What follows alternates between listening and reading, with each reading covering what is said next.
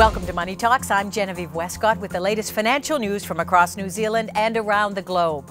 In this edition, New Zealand talks up a free trade deal in India. It's round 5 of negotiations. Prime Minister John Key's selling mission aims to triple bilateral trade to $3 billion a year by 2014. Our economy celebrates a terrific trade surplus in May, $605 million worth, thanks to a big boost from dairy and meat. And Christchurch's September and February quakes have affected nearly 2/3 of New Zealand businesses, according to the latest international survey. What are the short and long-term implications? All this and much, much more coming up.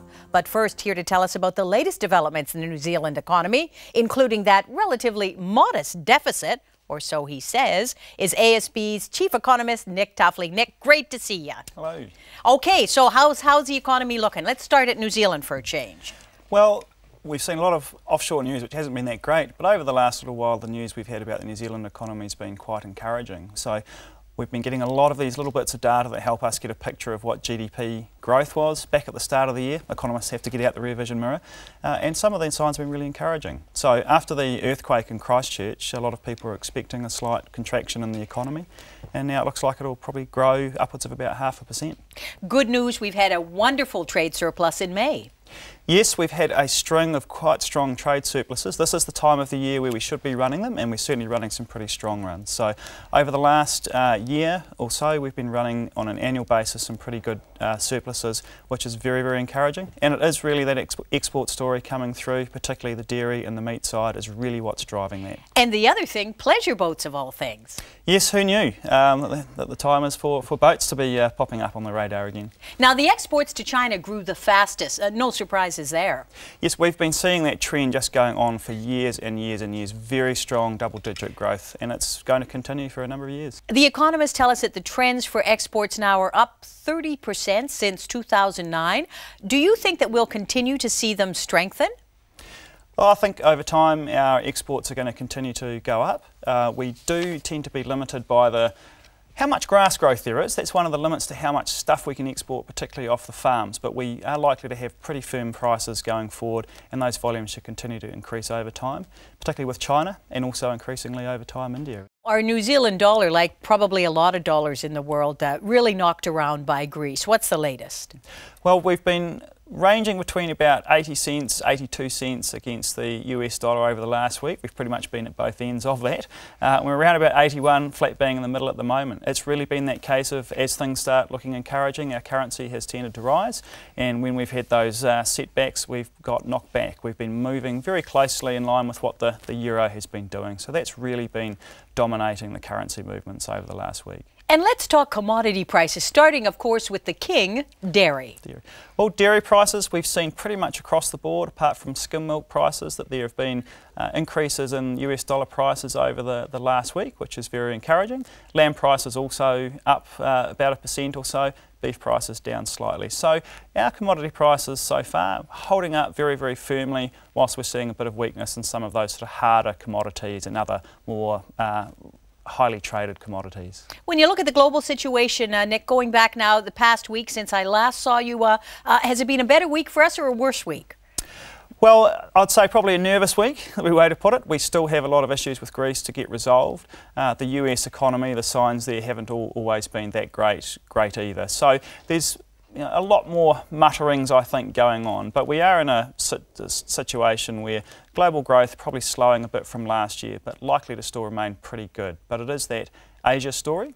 Asia is slowing a bit after some unsustainable growth, but it's still likely to be a pretty decent background. Okay, and talking about Asia, we're going to come back and talk in depth about John Key being in India, what we can expect from there. Thanks so much, Nick.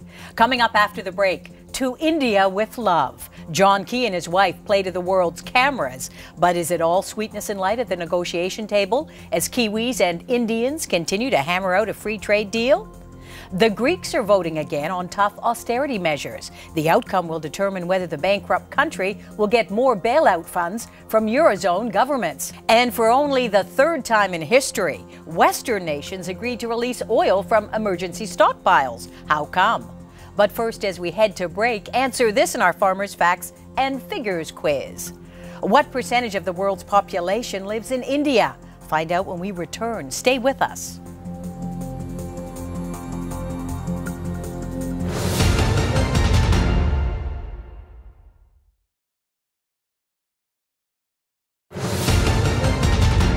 Welcome back to Money Talks. Just before the break, we asked you, what percentage of the world's population lives in India?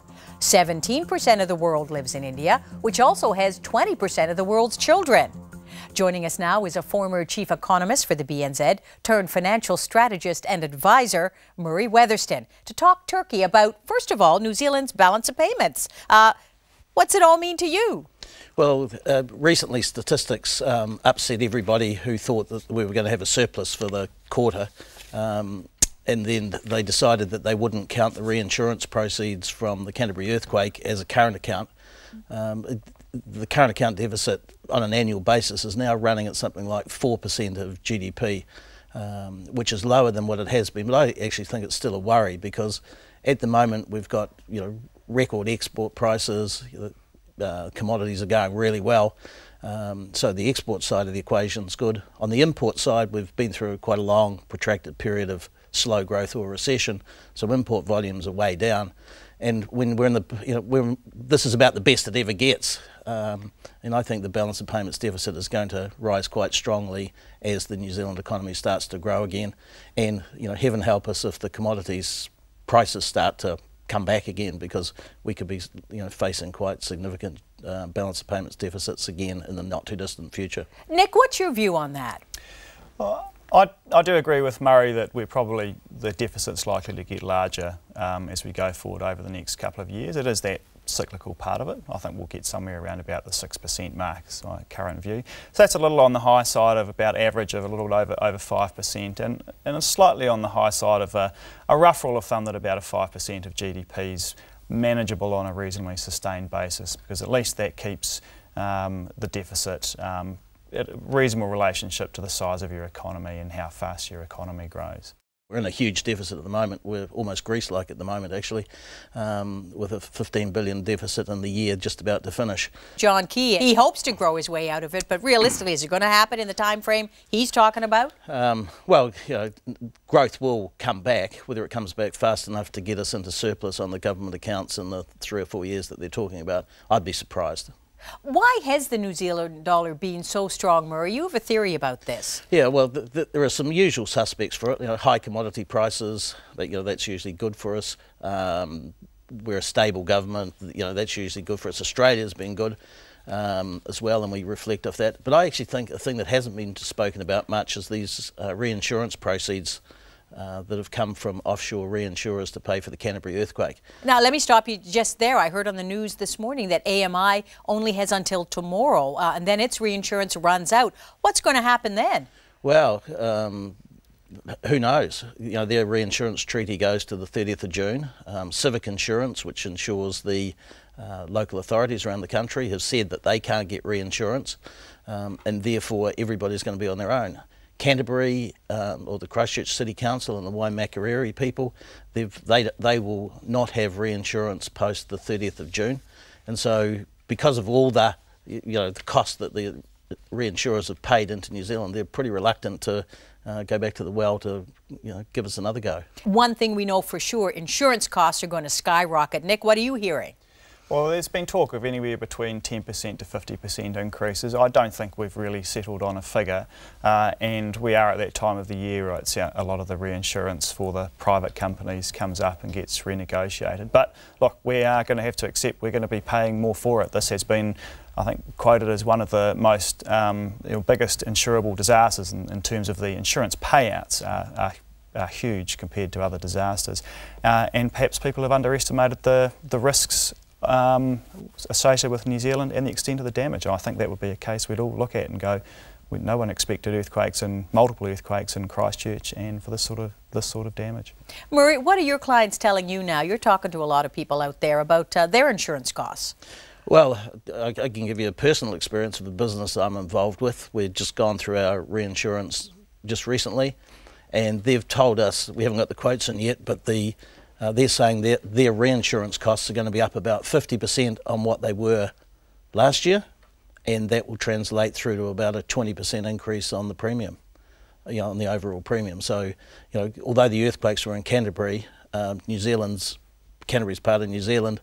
New Zealand's a much higher risk. The reinsurers want to, rebuild their balance sheets or and so we're just going to have to pay more for reinsurance. We can't afford to do without insurance, because if your building burns down and you're uninsured, I think you're in quite a bit of strife. Now, Grant Thornton has just done an international survey, and it says that 2/3 of all New Zealand businesses have been adversely affected, short and long term, by the quake. Nick, your take on that? Well, that sounds entirely reasonable if you think of virtually every business in Christchurch and Canterbury has been affected quite severely, and businesses that might have been relying on Christchurch suppliers or shipping to Christchurch have been affected. Tourism around the country have been affected. You start adding that up, and that is a lot of businesses. India now. Let's go to India, where John Key, of course, is just returning home from a deal to try and kickstart free trade there. Your take on it, Murray? Well, you know, I think it's obviously a photo opportunity in an election year. Absolutely. Him and the little missus having a little snuggie in front of the Taj Mahal. That's right. I think free trade agreements are much more valuable for us than they will be for the Indians. And I say that because New Zealand's basically a free, has free borders. We used to have import licensing, and we didn't need tariffs when we had import licensing. We've got rid of import licensing. I suspect the Indians can probably export currently anything that they want to New Zealand. The issue is much more going the other way, where New Zealand exporters can't export everything that they want to India. And I think it's so on those grounds, I think it's far more important for us than it is for India.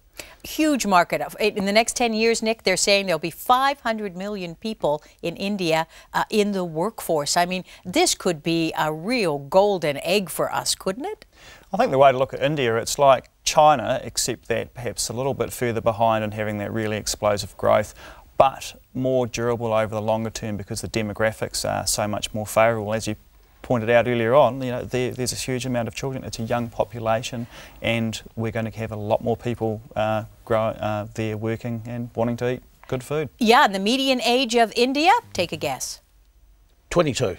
26. 26. You read my script. 26. So that is relatively young. One big problem with India, though, a lot of corruption in government. The government itself has faced a lot of problems, and they're tightening their monetary policy as well, just like in China. Is that a kind of a buyer beware for John Key, Murray? Well, I think it was Sir Graham Harrison, the meat exporter guy, who was saying in a piece I read that it wasn't so much about access, the trade access. It was actually about having a relationship with the people in India who know their ways around their system, because New Zealand, we run a pretty straight, uncorrupt system. A lot of these other countries have lots of non-tariff barriers that you have to know your way through the distribution systems and all the rest of it. So the mere fact that there is a free trade agreement doesn't mean to say trade will occur. You actually have to have relationships with the distributors in India, and therefore you've got to find out who the movers and shakers of that. They're not actually the young people in the population, it's the people who run the businesses over there. Yeah, and the interesting thing is that that's one of their real weaknesses in the economy. What to do about their infrastructure, their transport, for example, their cold storage. It's really struggling. Is this somewhere where New Zealand could come in and use our expertise? We probably have a lot of the knowledge up in our heads, and we do have very, very good efficient distribution systems. And I think if you look at, say, our supermarket industry compared to perhaps the retail sector that you have in India, very, very efficient, high degree of computerised control. So from that point of view, we can certainly help out. Helping build better railways, for example, perhaps something that we're not so good at. Apparently.